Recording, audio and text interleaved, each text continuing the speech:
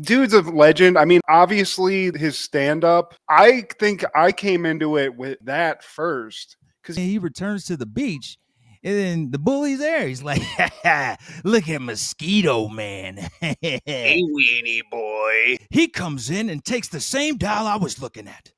As I rained blows on him, I thought there was another way. And then out of that, a new holiday was born. Festivus for the rest of us.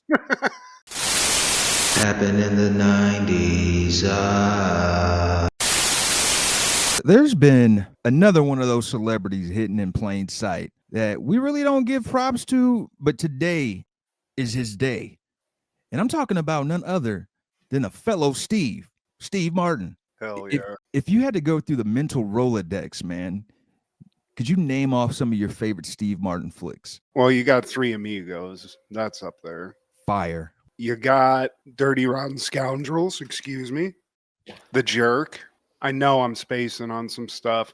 Planes, Trains, and Automobiles. That's John it. Candy. Yeah. Yep. Yep. That. Roxanne. Okay. I'm out after that, I think. Parenthood. I didn't care for Parenthood. Huh? Or the wedding movies. Whatever. What was that called? Father of the Bride. That. My parents love those movies, and that one I wasn't too big of a fan of. But still, Steve Martin's great in it. It's not his fault. I feel like 80s Steve Martin is the peak Steve Martin. There's a movie we're going to talk about later. It was good. And then My Blue Heaven with Rick Moranis in the 90s. I think that happened in 1990. 80s Steve Martin, Roxanne, Three Amigos, Little Shop of Horror. Yeah, okay. I forgot about Bowfinger.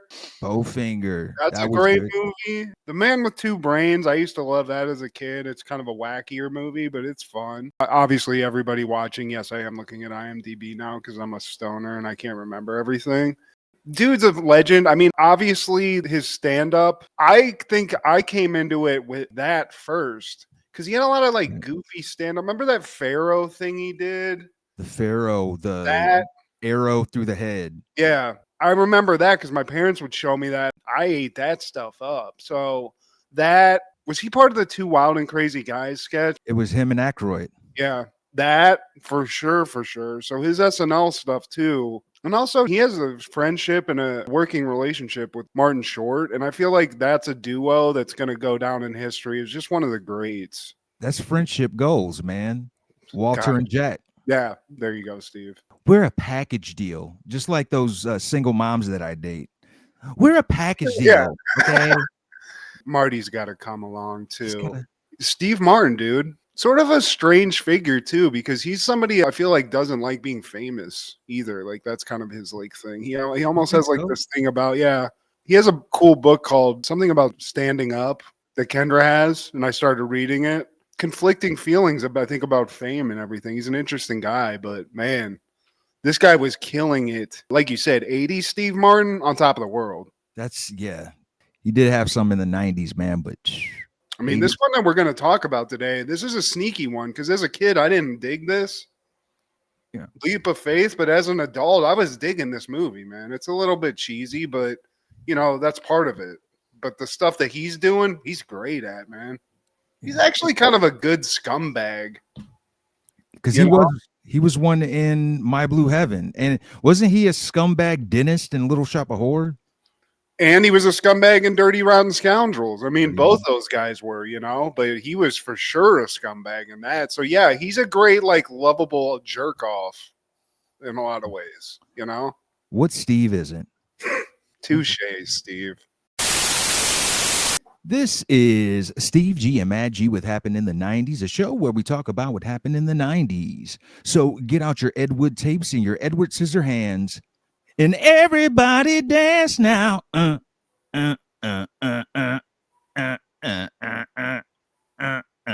Everybody, come on and sweat, baby. Let the music take control. Let the rhythm move you. Sweat. Today, my friend, we're talking all things December 18th in the 90s. Starting off in 1990, CNC Music Factory would release Gonna Make You Sweat. And man, This is Jump how we start the 90s? to the rhythm, jump. Bam, bam, bam. Dude, my sister was banging this. I love this Yeah. song. I love the one song. I wasn't into the CD, but they get you fired up. You're right. Going into the new decade, this is how you want to. Flying in, jump kicking into the new decade. It's a week before Christmas 1990. This is how we doing. We going into 91 and gonna make them sweat. Give me some overalls that are made out of patent leather, no shirt, and some sort of weird leather cap, and I'm just going to start dancing. That's what they were saying in the early 90s, Steve. They figured it out. This is very close to jock jams. This is that level of music where it's getting a whole arena of people fired up. Just have some fun. And because of that, it's timeless, man. You could play this in arenas forever. I'm sure I've heard this on several commercials throughout my life. This is all they need. Even if you call them a one-hit wonder, which they're not, if they just had this song and if they did their math right with the accounting and all, they should be able to live off this. I mean, they had two jams on this that I feel like got licensed out the wazoo, so I agree with you. And also, just the freestyle ability of the guy in this, the monotone, yo, Steve, I'm Yeah. the man. Boo, da, ba, ba, ba, do, da, yeah.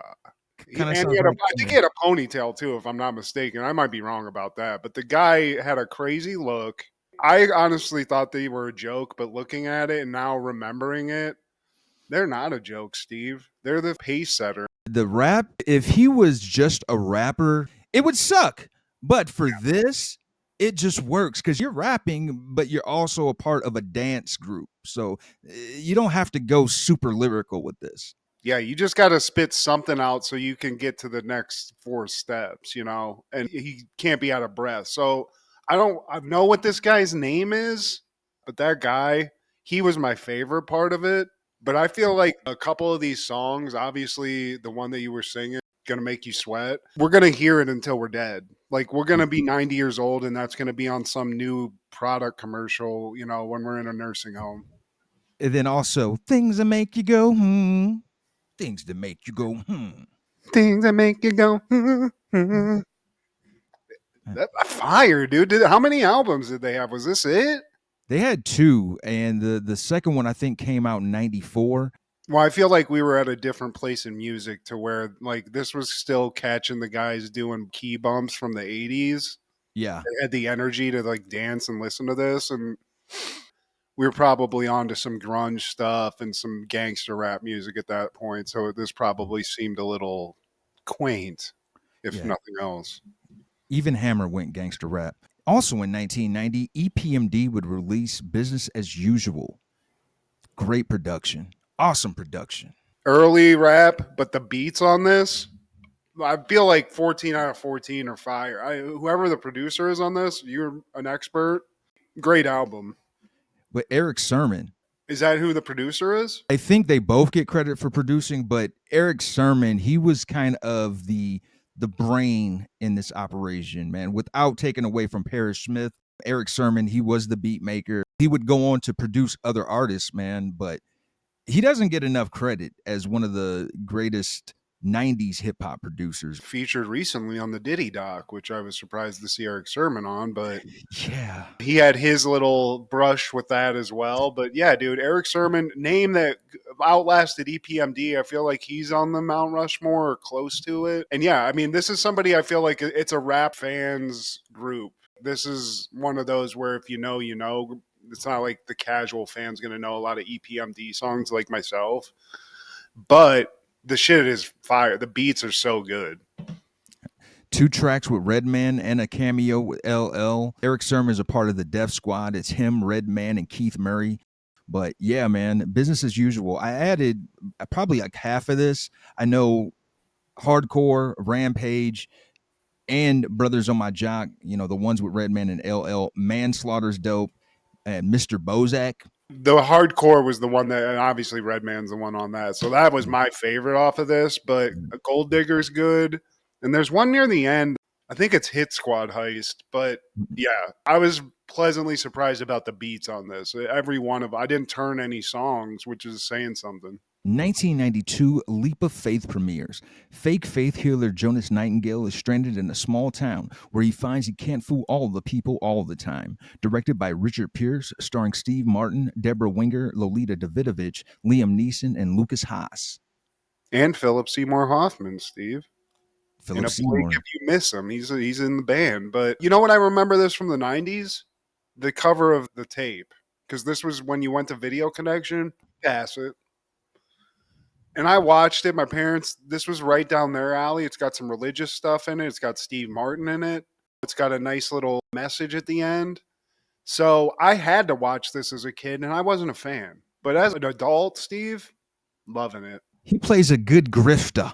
He's Yeah. one of those grifters. Shows up to a little dusty, I think it's in Kansas, if I'm not mistaken, but he's like an evangelical preacher that I guess just has a bus tour that will stop anywhere that they like can smell some saps. And he got over on him until the people got wising up.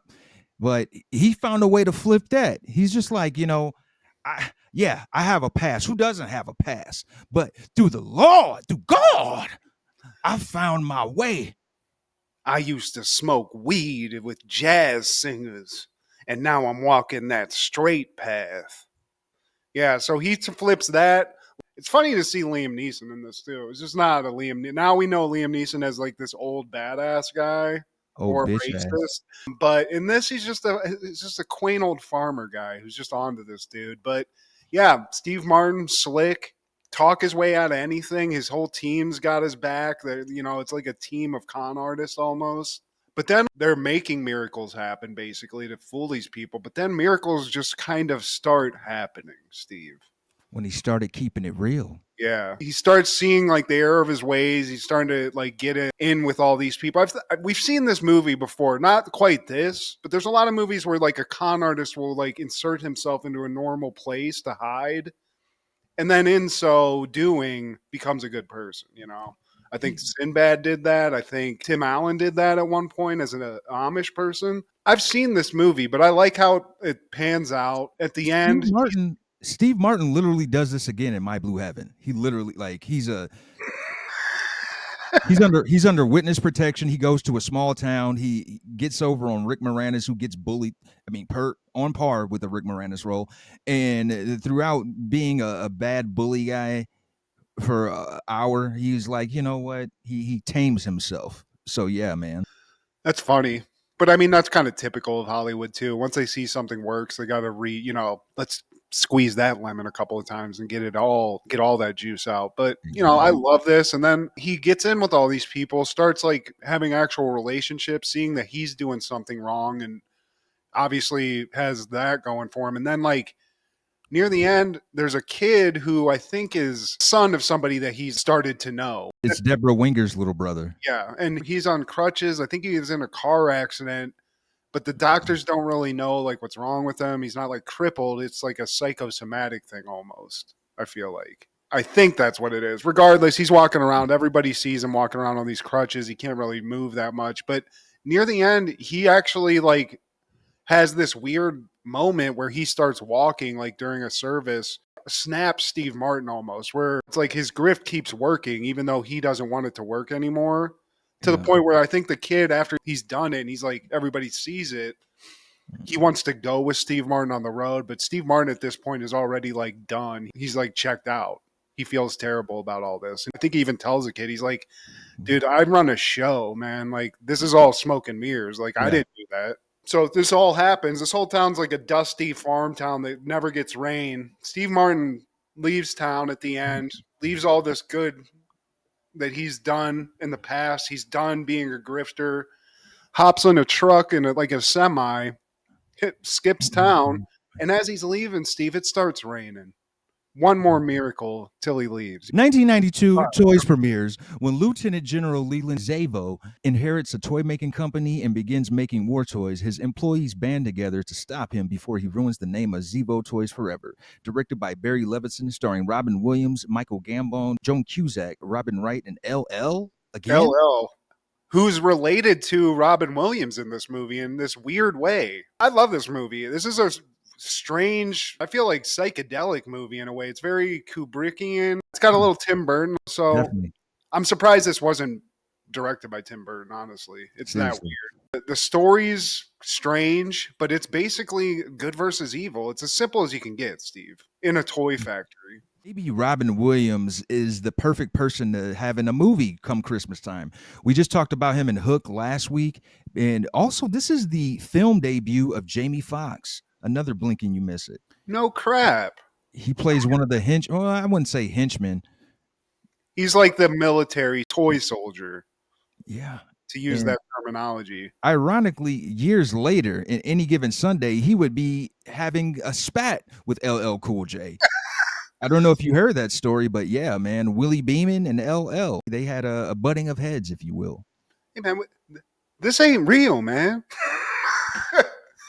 Yep. Yeah, hell yeah. It's got a style. The story's crazy. This old, like, almost like a Willy Wonka type dude Yeah, okay. dies. That guy, his name's like Zevo. The toy company's name is Zevo Toys.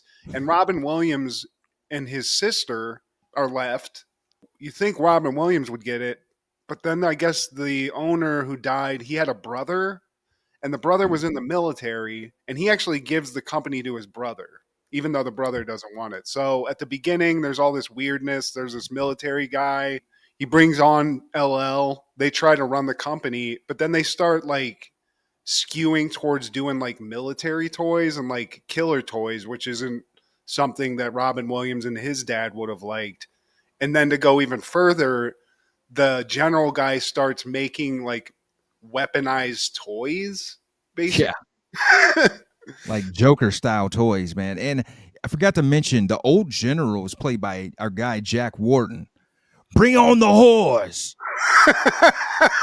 That is that guy, dude. They split the company, so there's like a section of it that's just private. Nobody can get into it other than the general and like his people. So there's toy people, and then there's like LL Cool J, who has like this cool leather soldier outfit. And Robin Williams starts trying to take the control of the company. It comes to a head. They go into like a room, and Robin Williams, which is kind of crazy that this was made so long ago, but he walks into a room and these kids are killing people with drones, and it looks like a video game. So when he sees that, he decides to go up against his dad's brother, and there's like a war of military toys and toys, like these old toys that everybody thinks are just like shitty toys, which I think is hilarious. I always thought the coolest part of this is that you watch this whole movie and Joan Cusack is supposed to be Robin Williams' brother, but at the end you find out she was a robot. His brother? Or I mean his sister, not his brother. It's I was like- thinking John Cusack and not Joan, but she's been walking around. She acts weird, but this whole place is weird, so you don't really think anything of it. But at the end, she like saves Robin Williams, and you find out she was a robot this whole time. Yeah. That's why she was moving awkward and looking weirder than usual for Joan Cusack. Did you watch this movie as a kid, though, Steve? I didn't. I always wanted to. It was never available. I remember like it was at HBO or Showtime. They had their promotion for it, and I didn't have access to it. So it was one of those things where it's like, one of these days I'm chasing the carrot. And here we are, toys. 20 some years later, Steve. 30 some years later. Yeah, we're old. You know somebody who probably didn't watch Toys or Leap of Faith in 1992, Matthew? Probably American game show producer Mark Goodson. This is the man that gave us Family Feud and Price is Right. Dang. How rich you think that guy was? I hope so. But Price is Right? Just that alone, like he's still getting paid off that. There's a state. Yeah, we lost him at 77, man. He was born in 1915 in Sacramento, California. How do you come up with a game show? Is it a drug thing where you're like, we get a wheel that spins, it has money on it, and people do guest stuff? Yeah, we need a hot chick though. Cars. Are you my mom? Yeah, man, a big ass wheel with numbers on it. All right. But yeah, man, shout out to Mark Goodson. That following year, 1993, Ren and Stimpy is airing season 3, episode 3, Ren's Pecs and an Abe Divided. Ren wants to get huge pectoral muscles, but he has no fat on his skinny body for the transplant. Ren and Stimpy try to get honest day's pay as security guards for the Lincoln Memorial. Yeah, Ren. I mean, we've all been there. We want better pecs. Who doesn't? Who doesn't, dude? You walk on a beach and some big galoot steals all your chicks. The hairy back. It's not fun. We start off great. Ren, Stimpy, they're on the beach catching some rays. And Ren, honestly, even without the chest, just as his normal self, he's getting plenty of female attention, Steve. I'm not mad at it. Got the swagger. But then some big galoot shows up. You can see him behind you. It's a guy, possibly on some gear. He just basically bullies Ren out of his chicks and calls him Weenie Boy. I don't like that. Kick sand in his face? Oh, no, he told him it wasn't sand I was kicking in your face. Check this out. Yeah. Later. Which I guess is Stimpy's, but I was like, where'd this guy just get a litter box like this? Yeah, super Edward G. Robinson looking. And now he's got Ren crying. Man, he punked me in front of my hoes. Yeah, I wish I had muscles, specifically pectorals. Like I said, Ren, we've all been there. I wanted some big pectoral muscles too. So maybe if you say it enough, something will happen. And in this case, Steve, it does. He says pectoral muscles, and all of a sudden this strapping fellow just comes out of the water. It's none other than Charles Globe. Not that Charles Globe. Yeah, that Charles Globe, Steve. Pecs for days. And he's here to educate Ren and Stimpy just about just large pectoral muscles in general. Just in how to get them, basically. And if you have pecs, no one will ever punk you again. Oh, I need to work out. Well, work out? I've never worked out a day in my life. All you do is remove the fat cells from one part and inject them into your pectoroid. Worked wonders for me. I also love how sad Ren is when he brings it up. He's like, I'm too feeble to work out. He's so sad.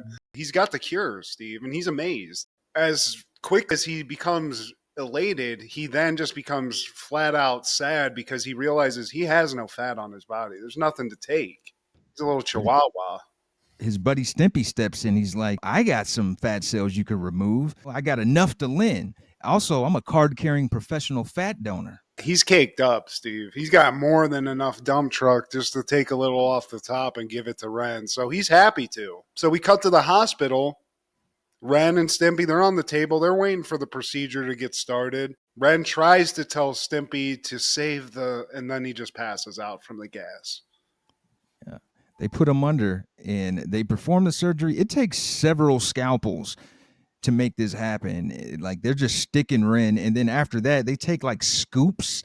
It looks like ice cream, but it's supposed to be something else. And they're just throwing it into that's ass fat, Steve. Oh, that's the ass fat. Yeah. That's right. And it is like a real roughshod, like Civil War era surgery. The guy's grunting a lot. It seems like he's more weightlifting than surgerying, Ren, if that's a word. But yeah, he shoves a whole lot of ass fat into that cavity. And we cut to after surgery. I don't know when this was. Obviously, some time has elapsed because Ren and Stimpy are both just covered in bandages. And when they pull him off, Stimpy looks the same, except for this huge graft taken out of his ass. And then they remove the bandages from Ren. And man, is that Ren Luger? Yeah, is that Ultimate Ren or Macho Ren? Macho Ren, Randy Savage? Ren Rude? Okay, there we go. I think we got it. But he's tittied out, Steve. These things are tittied and committed because they move independently. He's got a little Terry Crews thing going on, but in a different way, in a more alarming way, really. Scary. And you gonna sit down when you pee. Yeah, that's the kind of timing he's on now. Like, man, I can't wait to go back and see. I hope that bully comes in here again. Oh, big Barkley head ass boy. Hairy back ass. Yeah, hairy old. But then he returns to the beach, and then the bully's there. He's like, look at Mosquito Man. Hey, weenie boy. I like he remembered this, but Ren's like cool, dude. Check this out. And just his titties yeet this dude. He don't even have to do nothing. Titty slammed him. Jean-Claude Van Titty over here, just fully. He's like that guy in Kickboxer. You remember that guy, the Asian dude with the titties? You know what I'm talking about, the big chest dude. Is that Kickboxer. kickboxer or blood sport? It might be Bloodsport. It might be both, Steve. You know what Yeah. I'm talking about. Everybody, shout out to the guy with the tits. Tung Po? No, is that it? I don't know.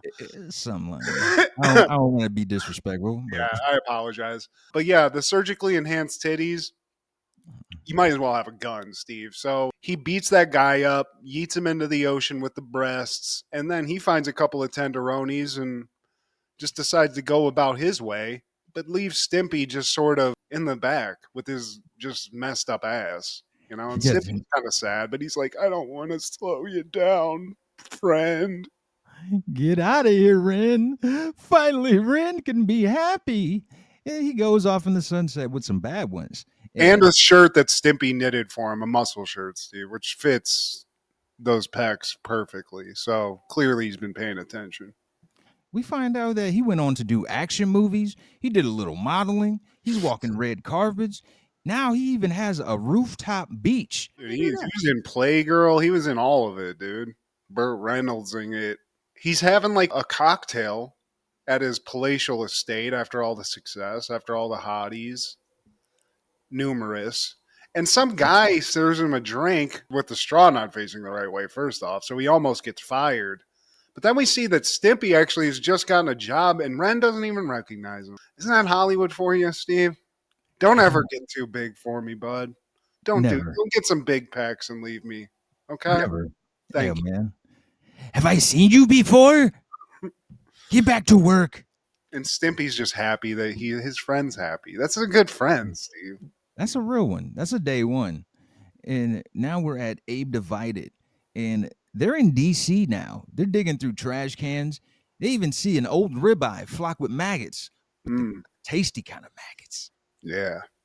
Ren eats the whole thing. Stimpy, he just gets to lick the paper it was on. But, as always with Stimpy, just licking some paper, we find an opportunity because Ren, it's sort of like that silly putty. You could put it on the newspaper and it pulls the newspaper off of it. That's what happens to Stimpy's tongue.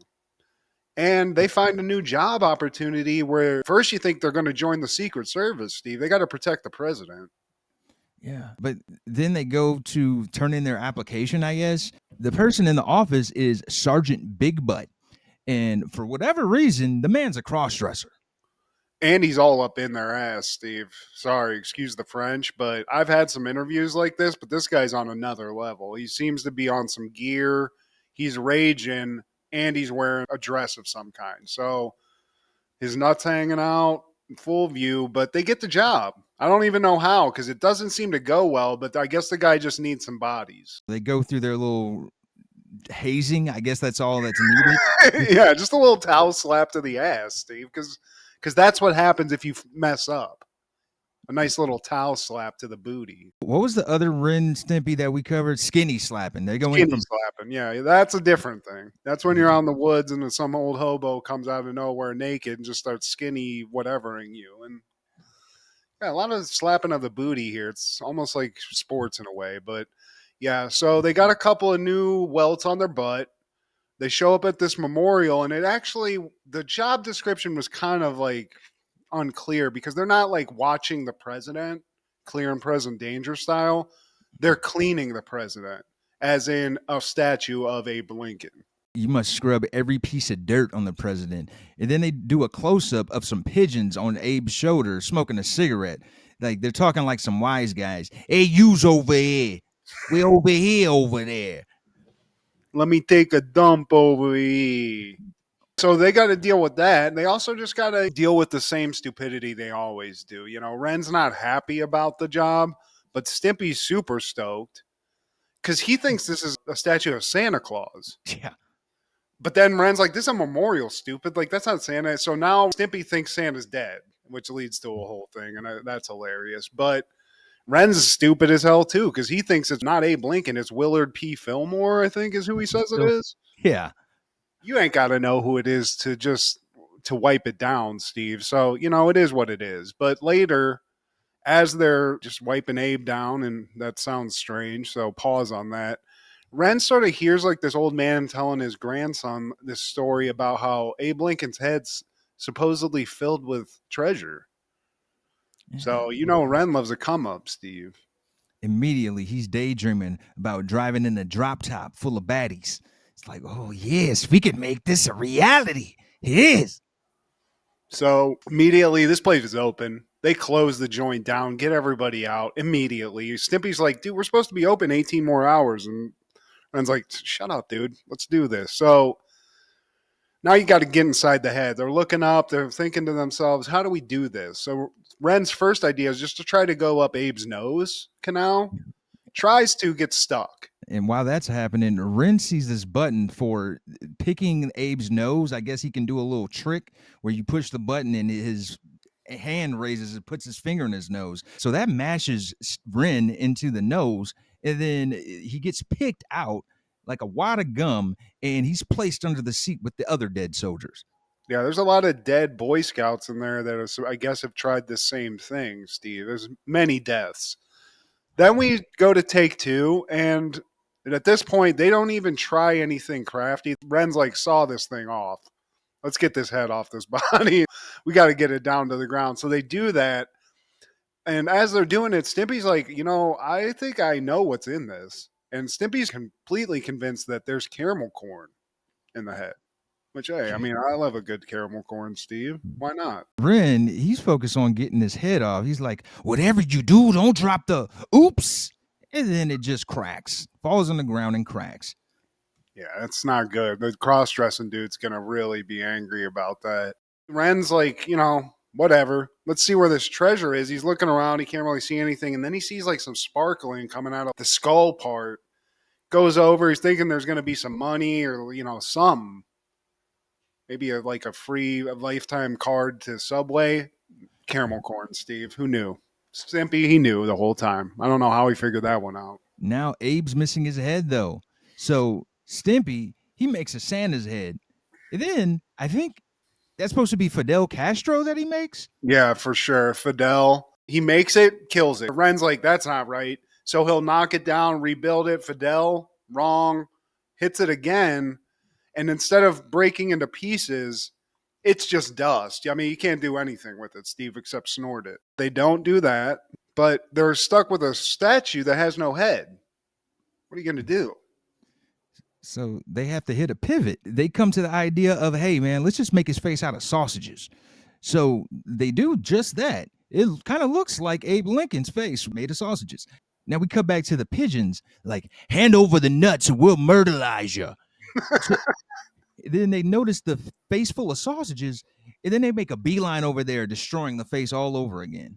So Abe is again headless. Stimpy drops a penny in it. Nothing. And then the only thing that they got left, they can't make it out of stone, but what do they got? A dumpster.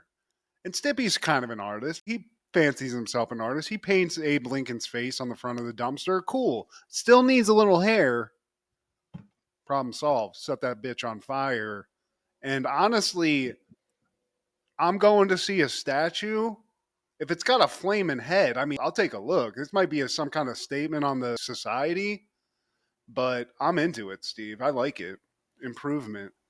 But after the fire in the dumpster, we see a bum appear, and he was in there the whole time. He's just like, man, I've been looking to redecorate. So he takes off with the dumpster. We're back to no Abe Lincoln head again. Then they just have to pray that the spirit of Honest Abe will help them. And he shows up and he's like, I'm not going to help you, and starts whooping their ass. And that's it, Steve. And then the next morning, it's time for a little come to Jesus moment with the cross-dressing boss. I think Ren and Stimpy might not have a job. We hear that guy at the end, and he's like, a chicken in every garage, mom's apple pie, and nipples and butter in my ass. I don't know what the last thing he said was, but it was some low-key freaky. Yeah, Abe would have been proud. Abe, he's back together again, but this time Ren and Stimpy, they make up the head. Beautiful. Another weird episode of Ren and Stimpy. But I like Ren just getting some sniz in that first one, Steve. It's rare that an episode of Ren and Stimpy ends on a good note. Like, things are good for Ren. He At did. least for Ren, yeah. And it's good for Stimpy. He's living the dream. He's living his dream, which is just to watch his friend love his life. Which is there more something more friendly than that? That's great. Shout out to Stimpy. Stimpy's a pleaser.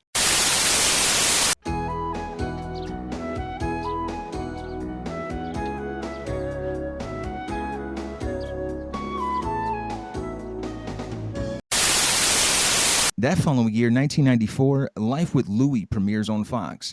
3 seasons, 39 episodes. Louie. It's not one of my favorite cartoons, but I love Life with Louie. Fox killed it. Another cartoon that ran parallel to this called Camp Candy, Steve. I totally do on NBC. Yeah, so I don't know if that was planned or they were trying to compete with like similar shows, but Life with Louie was my preferred show of those two, and gave me a love of Louis Anderson that I probably wouldn't have otherwise. Debbie Duryberry, I think she was the mom from Bobby's World, and she's been in other stuff. Edie McClurg, that is a voice actor that's been used a lot. I think she was the secretary in Ferris Bueller's Day Off. She has quite a few credits in like straight up acting, but man, she's been used a lot in those early 90s Disney cartoons like Darkwing Duck. I think she was a voice on DuckTales. She was a voice on Goof Troop. Shout out to Edie McClurg, man. Oh, also another like sort of 90s legend child star, Miko Hughes had a voice in this as well, and I didn't know he was in this. Boys have penises, girls have vagina. He's in this. What? He's Tommy Anderson, who's Louie's youngest brother. Nice. That's another child actor. You know, he got away clean. He made it out. You know, never heard any smut. And he has got a cool name. You did it, dude. Congrats. One day I want to smoke a joint with Miko Hughes, man. Yeah, tell me about Michelle Tanner. But 1996, Marvin's Room premieres. After 17 years, a fiercely independent woman and her rebellious son return home, and together they turn the family she left behind upside down. Directed by Jerry Zaks, starring Meryl Streep, Leonardo DiCaprio, Diane Keaton, and Robert De Niro. I did not like this movie as a kid, Steve. It was in the periphery.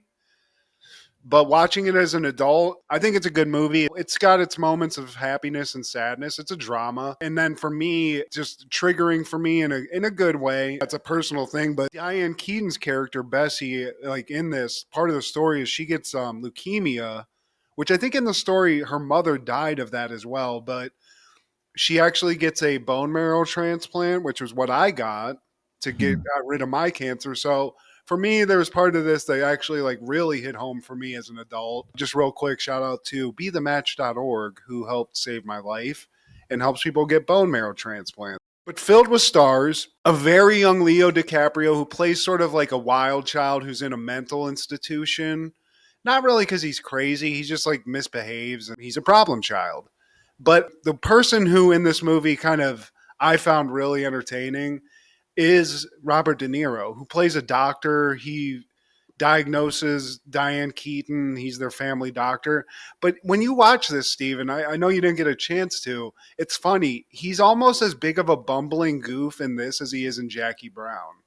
He plays a doctor, but he's like sort of like clumsy, and he just doesn't seem like a good doctor other than having good bedside manner. But yeah, man, very powerful movie. It's just about family, love, getting over like little family fights and taking ownership and taking care of the people that you love the most. And I think it probably won a lot of awards. And if not, there's just a lot of huge stars in it for a drama like this. And it's personal to me. I enjoyed it. That following year, 1997, Seinfeld is airing Season 9, Episode 10, The Strike. Frank revives Festivus, his Christmas alternative. George invents a charity. Kramer ends his bagel shop strike, and Elaine pursues a free sandwich. Hilarity ensues. As always. And right away, I mean, we get to see one of the people we've met in the Seinfeld, Steve, Tim Watley, newly Jewish. Yeah. Celebrating Hanukkah. The whole gang's here, or at least most of them. Jerry, George, and Elaine. Elaine's getting her fake number set because she's getting the eyes from this other dude at the party that we're just going to call Denim Guy. You know his real name? Well, who is it? They have him credited as Steve. They said Denim Vest, But in parentheses, it says Steve. So Steve. Well, yeah, Steve is played by Kevin McDonald from Kids in the Hall, who's one of the funniest people from that show for and is sure. an odd-looking dude, He is especially in totally denim. perfect for a cameo. They really like those oddball kind of cameos from time to time. I like when she's like, "Oh, I like those metal buttons," and he's like, "Those aren't buttons; those are snaps." And while that's happening, Jerry, he chats it up with a chick. And she's looking sexy in it, and they just Yeah. strike it up. So Jerry, he's enjoying himself. He's getting some digits. Back to Elaine, it looks even easier because the guy, Steve, denim vest, he's just like, maybe we should go out sometime. This is after only talking to her for 30 seconds. It's like, you know what? Why don't I give you my phone number? And I forget what she says the fake number is. It's got too many digits, but this is her plan, Steve. I feel like all women actually have this and probably Oh, need to. oh, I know. But hey, I've been on the receiving end of those fake numbers. yeah, More than I'd like. man, I can't wait to call her. I'm not going to do it tonight. I'm going to do it tomorrow morning. You call tomorrow morning. Boo doo doo. You dirty bitch.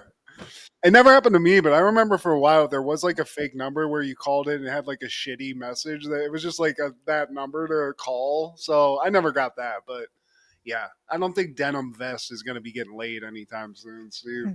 He doesn't deserve it. Look at him. Now we cut to Jerry and George. They're at Monk's. I guess George, he called in sick. Too many kosher cocktail weenies at that party, so he got a little stomach ache. He pulls a card out from Tim Watley, Steve. He's excited. Maybe there's something in it. He got Tim some Yankees tickets, so he's expecting something good.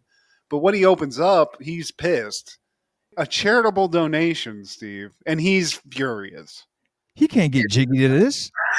I can't get jiggy to this shit. He basically gave his gift to a child's organization. It's like, I didn't ask for this. He gave my gift to somebody else. This is one of the best George episodes because he gets so pissed off in this. So it's starting now. The fire's building. Elaine, she's there by this time, and she lets the guys know that I got 24 stamps. She needs 24 stamps, I guess, and she gets a free sandwich. So Elaine is elated. I'm one punch, I'm one stamp away from getting this free sandwich. Yeah, but they're like, isn't that hoagie shop shitty? She's like, yeah, but still, free sandwich. That's when I think George sees the card and he's just like, oh, this is the Festivus. Elaine's like, what's the Festivus? And he just keeps trying to shush him. Shut up. George is not having it. He does not like Festivus, whatever that is. We don't really know what it is yet. He's not a fan. So then we cut to Jerry's. Elaine, wanting to get that next sandwich, to get that final punch, she's going through her pockets and she's like, where's my shopper's card? Where is it? And she realizes that fake number she gave to Denim Vest was written on the back of that frequent shopper's card. So the 23 gross sandwiches that she ate, Steve, that means nothing. Down the drain. Kramer, he gets a call. You don't know what's being said, but when he gets off the call, he's like, great, the strike's been settled. I'm going back to work. And they're like, what strike? I've been on strike for 12 years. H&H, they wouldn't let me use their bathroom while we were out picketing. It's been 12 years, Steve. So he's going back to H&H. And they're like, what were you guys striking about? And he's like, we want $5.35 an hour for our wage. And I guess that was like the new minimum wage. And Kramer's like, exactly. You're welcome. Okay. I gotta hit the road. But Jerry and Elaine, as anybody who's watched Kramer on the show, they're like, this guy had a job? Because he doesn't appear to be employed. So we cut to H&H Bagels. Kramer shows back up. He's like, oh, it's the old spot. What's up, everybody? And he shows up expecting like all of his old comrades to be at H&H. But the guy working's like, hey, what's up? And he's like, yeah, man, I'm off strike. I was expecting all my buddies to be here. Where are they at? And the guy's like, well, I was assumed that they got other jobs after 12 years, but you're the only one that showed up. So he's like, you know what? I need some holiday help. You can work for us. And it doesn't look like it's going to go good because Kramer like instantly looks at a raisin bagel. He's like, what is this? That's a raisin bagel. And he's like, never thought I'd see the day. Like it's this new, it's like alien technology. This novel idea, this raisin, this bagel. Now we're at the horse track betting place, and Elaine's there. So she's talking to the guy at the booth. He's like, so you're Elaine Bennis. Hey, Charlie, look who's here. Elaine Bennis. And Charlie looks crazy, by the way. He's taken every last hit out of the computer duster can, Steve. He's just like, He's like, he's he looks like he's practicing making out constantly to an invisible person that you can't see. But he yeah. looks like Jack Black's nasty hairband brother. I love that Elaine's fake number was to a bookie or a horse track, which is hilarious. But these guys look like, to bring it to current, they look like they're in the McPoyle family from It's Always Sunny in Philadelphia. Elaine's like, look, guys, this is getting weird. So if somebody calls looking for me, you got to tell me because I need to get this card so I can get this free sandwich. And they're like, that's fine, baby. Just give me your real number so I can call you when we get it. Yeah. You looking for a man? You know who else is a man? Charlie over here. You want to know who else is a man? I'm a man.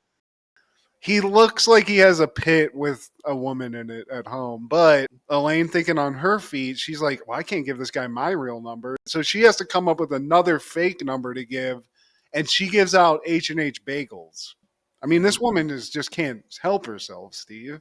Cut to Jerry's after that. One thing, I'm working H&H. Kramer's bringing home some merchandise. He brings over some bagels for the guys, and they start eating them. And at first he's like, yep, fresh off the table, my hands making the dough, and they like spit it out. They're like, wait, your hands were in this? Because they know Kramer. And he's like, no, I didn't make those. So they start eating again. He's like, those are day olds. Even the homeless people won't eat those. Also, something important to note, George, he created a card for the human fund. Jerry's like, well, human fund, what does that mean? It's money for people. Mm-hmm. So now he's got a little scam going, Steve. He's made up his own charity. This is actually a genius idea.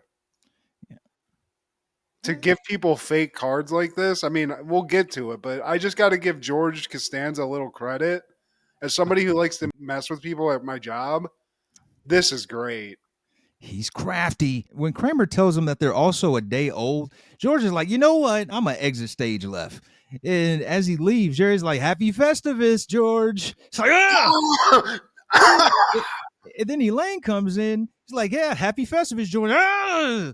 What's Festivus, Kramer says. And Kramer's like, Frank made a holiday? That's so prolific. He admires him. And Elaine tells Kramer about giving her number to this guy. So she's like, look, any guy calls H&H, tell me. You got to give me the heads up. So cut to H&H. Frank shows up. Because Kramer has to know about Festivus. He's like, you got to give me this lowdown. I'm hearing about it. You got to tell me about it. So he wants the lowdown on the origins, and Frank basically breaks it down, Steve. Many Christmases ago, went to buy a doll for my son.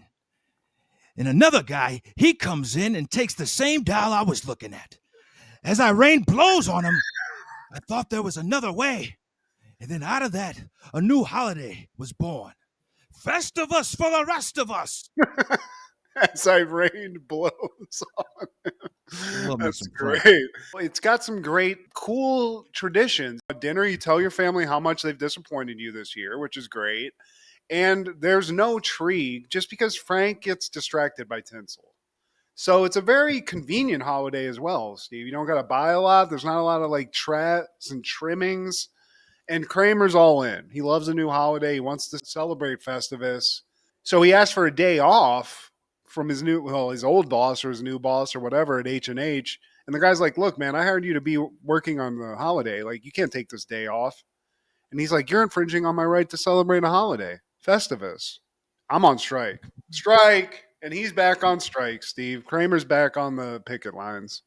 So George at his job, he's giving out cards to a fake charity thinking nobody's going to look into it. It just seems like he's giving charitable donations for everybody in the building to this. So that started. In that taxi, this chick Jerry's going out with, it is Two-Face in a weird magical way because when they're going through the lights, it's night and day, Steve. It's psychologically kind of freaky. So she's a switcher. I think Jerry's even like, she's like a 3D baseball card. One of those where you flip it around and it changes depending on the angle. So it's terrifying, Steve. Back to talking to George again, he's like, man, you know what though? She does look good in that booth. Frank and Kramer, they show up. Frank's got his aluminum pole and they're giving out invitations. Everyone's invited to the Festivus dinner. Frank pulls out this tape recorder and he plays this old tape of one of the earlier Festivus in George's life. It's time for the Festivus feats of strength. And then you hear George, little George crying. I don't want it. You're weak. George, he can't take it. He just storms out. Frank and Kramer meet Two-Face, the lady. They're like, oh. But Jerry's like, hey, back booth just opened up. There's one booth in this whole restaurant where she looks good. So he's like, let's just pop over to that back booth real quick.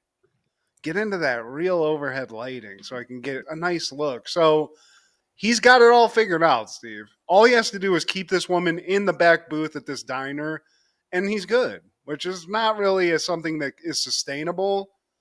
But you know what? It's working for him right now. So we go from Two-Face, diner, grimy, to H&H, and Elaine is literally just sitting there waiting for this call. That sandwich is so important to her. She just has to wait to know where this card is. She gets a call, and it's Kramer. He's like, look, man, you got to get out of there. Sabotage the place. I'm on strike. She's like, where are you at? And he's literally like right outside. She's even like, oh, hey, what's up? But as she's talking to him, we see a steam pipe break. So Kramer's plan like is working. But the guys that are working there, they're not even phased by it. The guy's like, oh, it's broken. Like, what are we going to do? And the guy's like, just keep making bagels. They're just going to be kind of steamy. Yeah. That's it. We go back to George's job, and Mr. Kruger gives George a donation for the human fund, and he's kind of taken aback, like, man, oh, thanks, man. Damn, this is really a thing. He gave me some real money. This is a real check. Yeah, it's a check for 20 grand too. So this is straight up fraud at this point. That's a large amount of money. But George isn't fessing up yet. He's just got a check for 20 G's in his pocket, figuring out what to do. So we cut to the diner again. Jerry obviously has Two-Face at the diner, but she's sick of it. I mean, this must be like the fifth date or whatever. And she's just like, look, man, we got to do something else other than this. And also, like, this soup, there's a rubber band in this soup. And he's like, this is great. And also, the rubber band, that's just Paco, babe. Yeah. Paco. Like, he's totally cool with it. And George shows up. At this point, Gwen is like, you know what? I'm out of here. He sits down where she was at and he starts eating some of the soup. He's like, oh, yeah, rubber band. Hey, Paco. So, George shows Jerry that charity check. He's like, I think I'm going to start my own charity, man. I think I could do it. I'm going to do some good in this world. I got 20 G's to do it. So he's trying to figure this out, Steve, and I'd be doing the same thing. I want to give back. And Jerry's like, why don't you give back the 20,000? Now we're at a strike, and it's really just Kramer having this strike. Festivus, yes. Bagels, no. Elaine, we also see that her makeup is running. So now she's the ugly chick. Well, because she's been in a schwitz in the bagel shop, she's steamed to the gills, and she looks like she's been crying. Everything's running. Her hair's down. She is the ugly chick. But speaking of ugly, Kramer, as he's standing outside, he sees Two-Face, and she's like, we've met. Like, I'm Jerry's girl. And he's like, I've seen Jerry's girl. You're not that.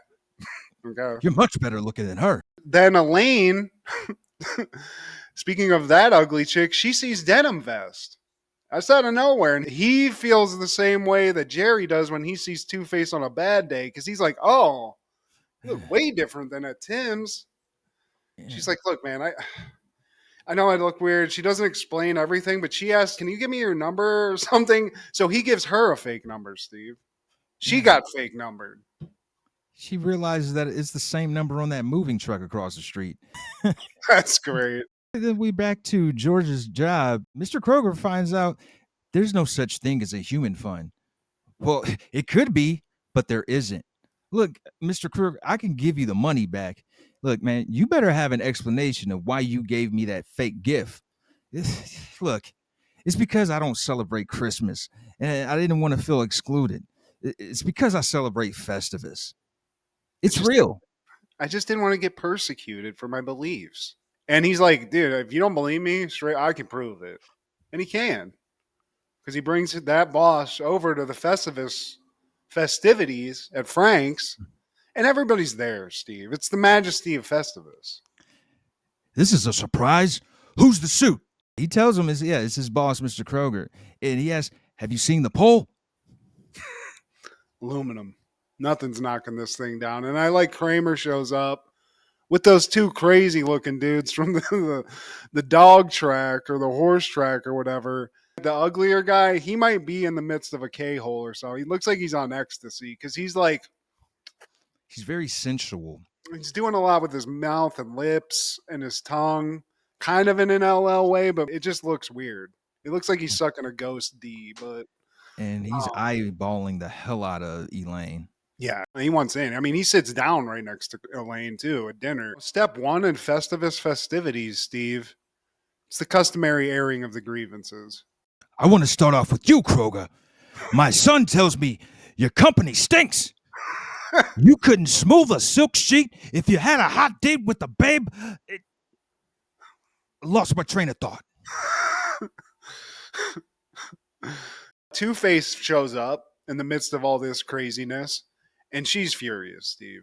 She thinks Elaine is somehow this ugly chick that Kramer was talking about. So I think she thinks Jerry's cheating on her with Elaine. Yeah. She's like, you're the ugly chick? So Elaine's like, what the hell, man? I'm in a schwitz. So Elaine looks like a drowned rat. She just got called the ugly chick.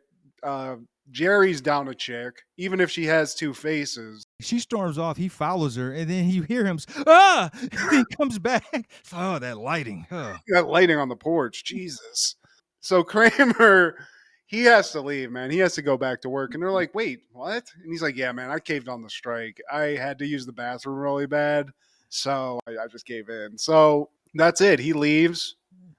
As the show sort of ends, like before we get to the credits, it's almost like every Christmas show where you cut to the outside of the house and you kind of like hear all the rumblings inside.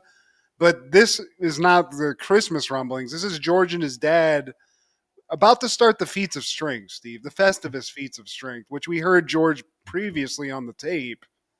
He's weak. Let's rumble.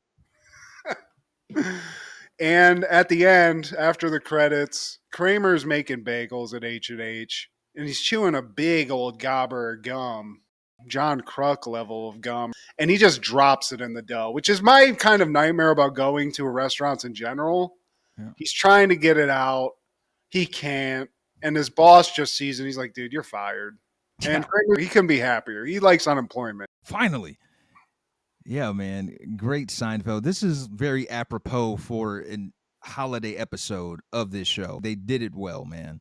Fantastic. But, man, you know somebody who probably didn't watch this in 97, Matt. I know you know. This time around, I give you a pass. But this time, I know you know who didn't see this in 97, Matt. Just think. Steve, I don't. I'm not going, no. I need you to think about this, Matt, because and it's going to break your heart when you find out you don't know. You better know this. 97. Think hard, Matt. Think hard.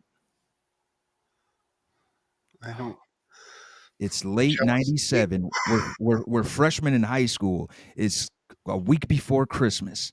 And somebody that we are both huge fans of, Matt. Huge fans. Biggie? I don't know. Oh, man. Holy shnikes. We would lose American comedian and actor Christopher Farley. Oh, God. Age 33. Chris. Holy shnikes. I don't remember the date because it affected me so bad. I blocked it out like a molestation. This is one of the few times a celebrity's died in my life where it literally affected me like a family member almost. Same, man. You know what, though? Even though we were saddened, I really wasn't shocked, man. If anyone saw that SNL episode where he hosted, maybe a month or two prior to this, man, it was sad. It wasn't the same Chris. He's stumbling over his lines. We all kind of knew. We sensed something was up. And they even spoofed it in the monologue. Chris Farley, he needed assistance in the monologue with Chris Rock, man. It is crazy, man. It is sad, like, where he was at the end of it all. But, man, for me as a kid, like, in the 90s, Tommy Boy, Black Sheep, Beverly Hills Ninja, even Almost Heroes, dude. Anything he was in, Dirty Work, anything you could get your hands on that was Chris Farley. Every skit.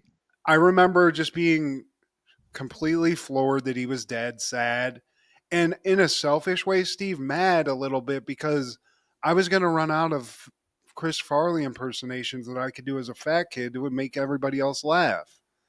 So there was that selfish part of me too. But man, what a loss. You hear about some things they were going to try to make with him, they were planning Yeah. on making. Shrek. And yeah, Shrek for one. And there was a dramatic movie, I forget what it was, that he was going to be in. Fatty Arbuckle, which has a conspiracy theory behind that because he was supposed to play Fatty Arbuckle, who was known as a comedic actor back in the day. He had some blackball stuff happen to him because of some accusations. Before Chris Farley, it was going to be John Candy, who passed away early in the game. Before John Candy, it was going to be John Belushi. All three of these guys were going to play Fatty Arbuckle. Oh, also he was going to be the lead in Cable Guy too, which is weird to think. Yeah. Usually celebrities, it's like, oh man, that sucks. You know, you feel it, but it's not like a cousin or your family member died. And for me, Chris Farley was just like a huge part of my life, and me and my dad bonded over his movies. Me and my friends loved his movies. So, man, it sucked, man. And we were still think of all the stuff we missed out on, man. Such a talent. Yeah, man. I get it. You were probably more of a Chris Farley fan because of that personal bond, like you know, being a bigger guy. So Yeah. like I feel like Chris Farley was to you what Martin Lawrence was to me. It's like, man, this dude is fly, he's funny, he's got big ears. It's okay to have big ears. So yeah, man. That following year, 1998, The Prince of Egypt premieres.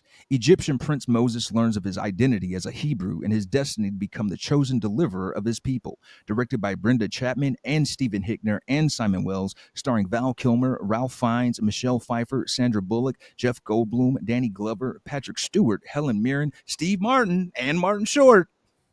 It's crazy. There they go. I'm not a huge fan of this movie. If I have to watch 10 Commandments, it's the Charlton Heston joint that they used to play during Easter on like TV. I don't know why. I always love that movie. Unhand me, you dirty damn. You damn dirty Egyptian.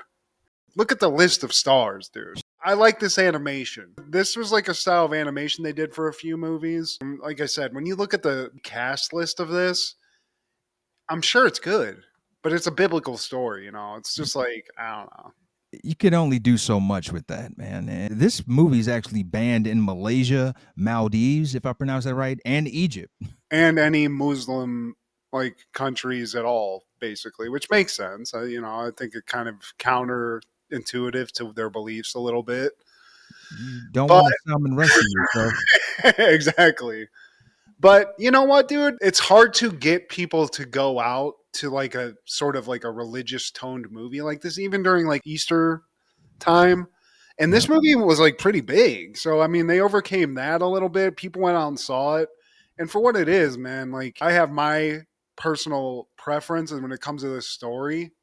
I'm not very religious, but for the kids, it's exciting and the animation's really cool. On that same day, 1998, you've got male premieres. Book superstore magnate Joe Fox and independent bookshop owner Kathleen Kelly fall in love in the anonymity of the internet, both blissfully unaware that he's trying to put her out of business. Directed by Nora Ephron, starring Tom Hanks, Meg Ryan, Parker Filipposi, Gene Stapleton, Dave Chappelle, Steve Zahn, and Greg Kinnear. I forgot all these other guys were in this, Steve. Same. Chappelle? Yeah.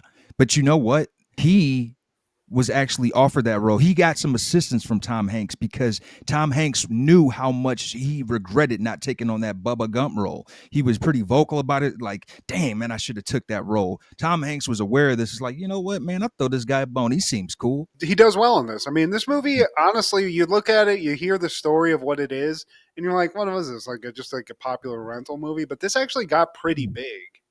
It did, man. Like, it did numbers. And I'm not a romantic comedy person. They make me cringe, and I just but Tom Hanks and Chappelle, that's really what kept me going through this. And I like me some Parker Filipposi. And Steve's Steve's on the boot. America's number 2 in every movie, second banana, but still great.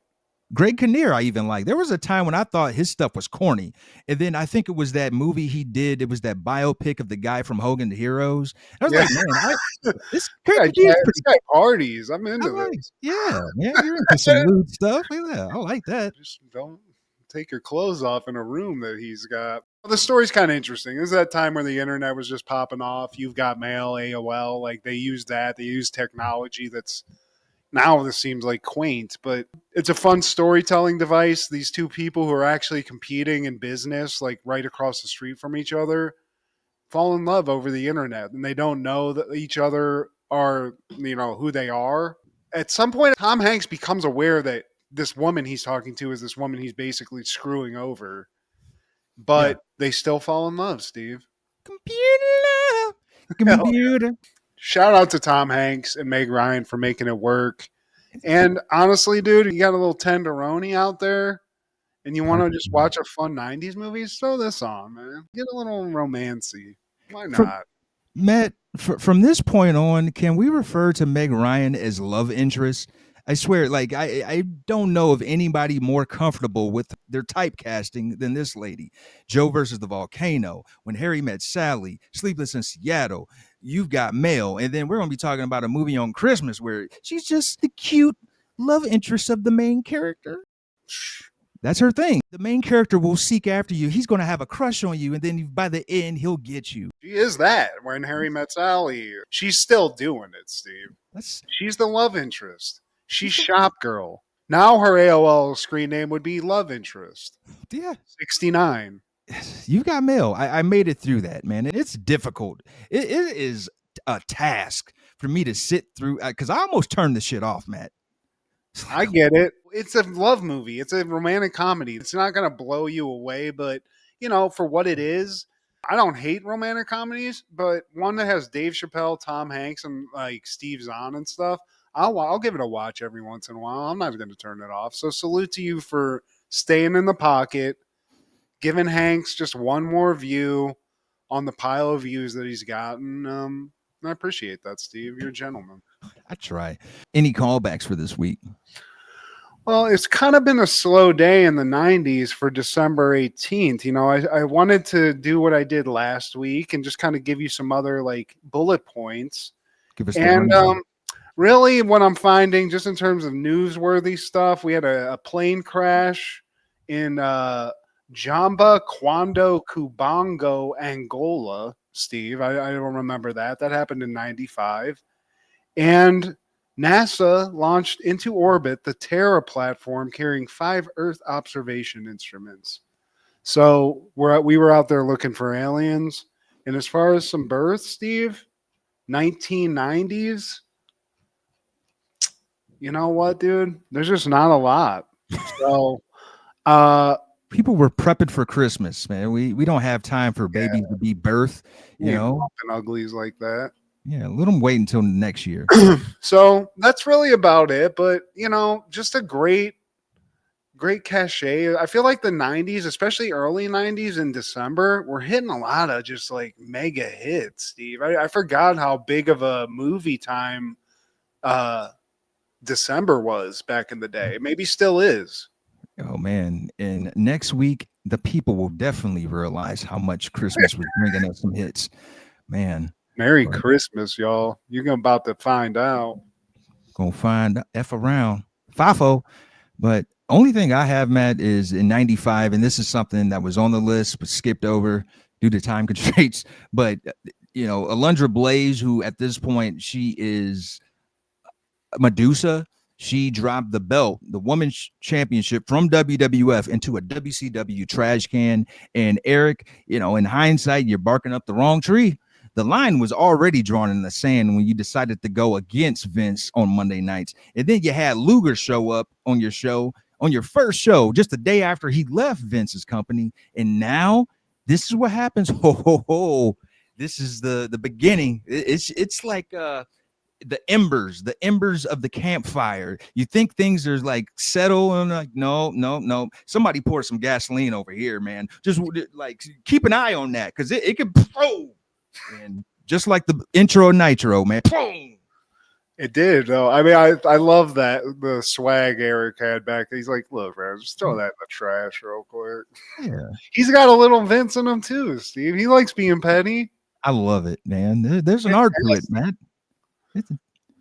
Curtis Jackson. I feel like, Vince is outpetting Eric. You got Vince, you got Curtis Jackson. Throw Cameron in there. I know I'm missing some key petty. Curtis Jackson, though, just one big salute to you for the ultimate petty of being in a beef with Diddy and then producing a documentary that solidified him just being buried and looking like an idiot. One of the 48 laws, man. You kick them while they're down, you totally destroy them, crush them. I wish I can do a 50 and Vince impression at the same time. You crush him. Yeah. You crush him. Destruction. But please like, share, subscribe, and comment. Please tell your sister. Check out Food Show Fanatics as well as Crushgasm every Wednesday with Kendra G, our guy Clark the Shark on Podcastle, and Wrestling with Ronzilla on TikTok. This is Steve G and Matt G with Happened in the 90s. Matt was the fat kid, Steve was the flat kid. Life wasn't always great, but you know what was? The 90s. Happened in the 90s. Yeah! Bam, bam, bam, bam, bam, bam, bam, bam, bam, bam, bam, bam. Everybody 90s. Ba-da-bam, bam, bam, bam, bam, bam, bam, bam.